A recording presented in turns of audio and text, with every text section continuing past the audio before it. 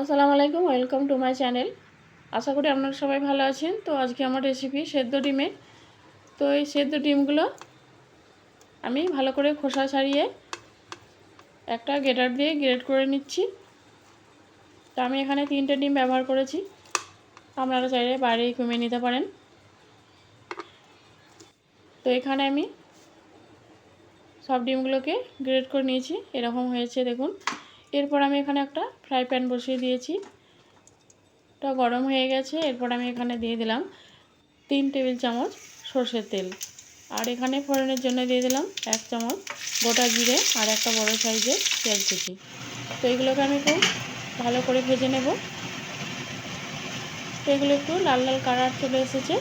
এরপর আমি এখানে দিয়ে দেব মশলা। এখানে আমি দিয়েছি 1 চামচ জিরে গুঁড়ো, 1 চামচ হলুদ গুঁড়ো, 1 চামচ লঙ্কা গুঁড়ো আর 1 চামচ কাশ্মীরি লঙ্কা গুঁড়ো।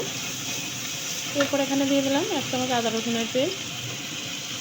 তো মশলাটা যাতে পুড়ে না যায় এই জন্য আমি এখানে একটু পানি ব্যবহার করলাম 2 চামচের মতো। এরপর আমি এখানে দিয়ে দিলাম একটা মাঝারি সাইজের টমেটো কুচি। এরপর এখানে আমি দিয়ে দেব স্বাদ মতো নুন,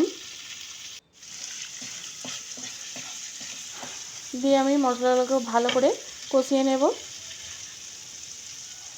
এরপর এখানে আমি দিয়ে দেব 2টো কাঁচা লঙ্কা কুচি। এটাকে খুব ভালো করে নেড়ে চেড়ে মিশিয়ে নেব। এরপর আমি ডিমগুলোকে এর মধ্যে দিয়ে দেব।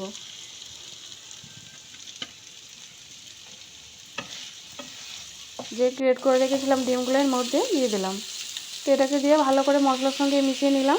এরপর আমি এখানে একটু পানি ব্যবহার করেছি সামান্য। এরপর আমি ওটাকে ঢাকনা দিয়ে ঢেকে দিয়েছি। তো এইদিকে আমি রুটি করে নেব। এখানে আমি রুটি মেকারে রুটি করে নেব। আমি আটাটা গুলে রেখেছিলাম 20 মিনিট আগে। তো এটাতে আমি দিয়ে দিলাম, দিয়ে দেখুন কত সুন্দর রুটিটা ফুলে বেরিয়ে আসবে। এই দেখুন কত সুন্দর ফুলেছে।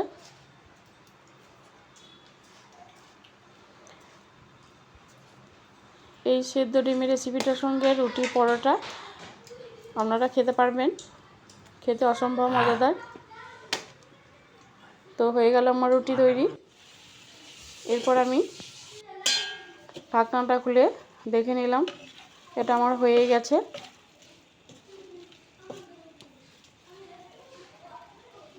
এরপর আমি এখানে সবশেষে দিয়ে দিলাম 1 চামচ গরম মশলা গুঁড়ো আর অল্প কিছু ধনেপাতা কুচি।